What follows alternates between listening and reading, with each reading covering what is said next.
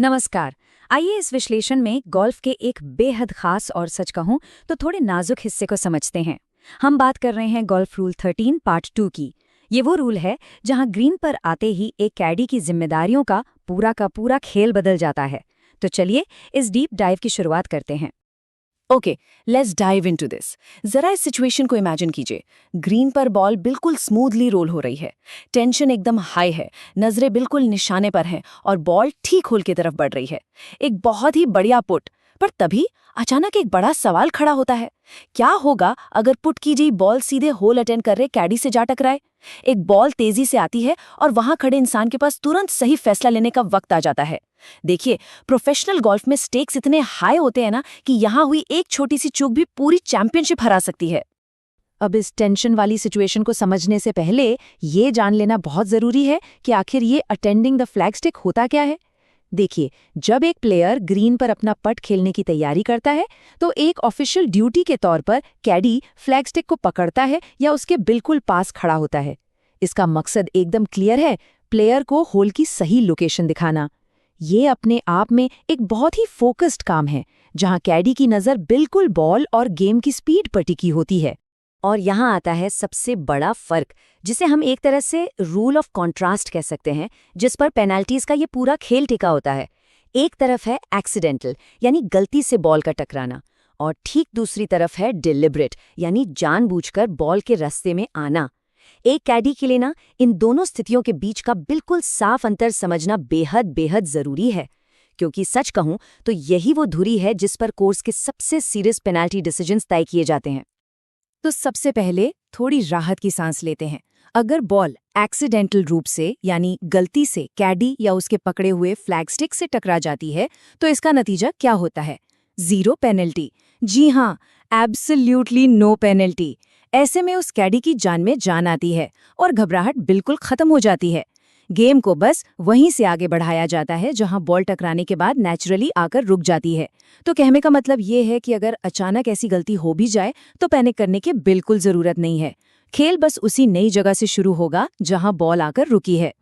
लेकिन यहाँ सबसे ज्यादा सावधान रहने की जरूरत है। चलते हुए बॉल को जानबूझकर रोकने की कोशिश करना या उसका रास्ता बदलने की कोशिश करना एक ऐसी बड़ी गलती है जिसे रूल्स में बिल्कुल माफ नहीं किया जाता। अगर ये इंटरफेरेंस डेलिब्रेट है, यानी जानबूझकर किया गया है, तो प्लेयर के लिए गारंटीड पेनल्टी मिलना बिल्कुल तय है। इसमें कोई छूट नहीं है। ये एक ऐसी भूल है जो प्लेयर के पूरे गेम का स्कोर खराब कर सकती है, इसलिए इसे हर हाल में बचना ही चाहिए। अब जो इसमें सच में बहुत दिलचस्प बात है वो ये कि कभी-कभी बॉल होल के अंदर तो दिखती है पर फ्लैग स्टिक के सहारे टिकी हुई होती है। ऐसा लगता है कि बॉल अंदर है, पर क्या वो वाकई में होल्ड है? इस स्थिति में किसी भी बॉल को ऑफिशियली होल्ड तभी माना जाएगा जब उस बॉल का कम से कम कुछ हिस्सा ग्रीन सरफेस के लेवल से नीचे हो। अगर बॉल पूरी तरह से सरफेस के ऊपर है और सिर्फ स्टिक को छू रही है तो टेक्निकली वो होल के अंदर नहीं मानी जाएगी। ये एकदम प्रिसाइज फिजिकल रिक्वायरमेंट है जिसका एक कैडी को बहुत ध्यान रखना होता है। और अब आती है वो सिचुएशन जो लिटरली सबसे ज्यादा सांसें रोक देने वाली होती है। सोचिए, बॉल आकर ठीक होल के किनारे पर रुक गई है, ना अंदर गिर रही है ना बाहर है। ऐसे वक्त में रूल्स आखिर क्या कहते हैं? प्लेयर के पास होल तक चलकर आने का पूरा वक्त होता है। उसके वहां पहुंचने के बाद ठीक 10 सेकंड का और इंतजार किया जा सकता है। 1, 2, 3। और सच मानिए, ये 10 सेकंड्स किसी सदियों जैसे लगते हैं। अगर इन 10 सेकंड्स के अंदर बॉल अपने आप अंदर गिर जाती है तो उसे ऑफिशियली होल्ड माना जाता है। खेल में हर एक सेकंड की कितनी अहमियत होती है ये यहाँ पूरी तरह दिखता है। और ये बहुत ही बेहतरीन तरीके से दर्शाता है कि क्यों इन रूल्स को टिप्स पर रखना जरूरी है। तो चलिए इन सभी मुख्य नियमों को एक बार फिर क्लियर कर लेते हैं जो किसी भी कैडी के जहन में होने चाहिए।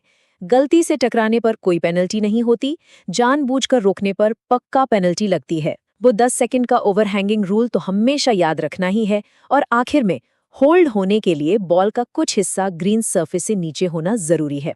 एक कैडी के लिए इन छोटी छोटी बारीकियों को समझना ही असल में प्लेयर के स्कोर को प्रोटेक्ट करने की सबसे बड़ी चाबी है। इन रूल्स और इन बारीकियों को पूरी तरह समझने के बाद अब एक बड़ा सवाल उठता है, एक सचमुच का प्रोफेशनल कैडी बनने के लिए और ऐसी कौन सी टेक्निक्स, स्ट्रैटेजीज और रूल्स हैं जिनमें महारत हासिल करनी होती है।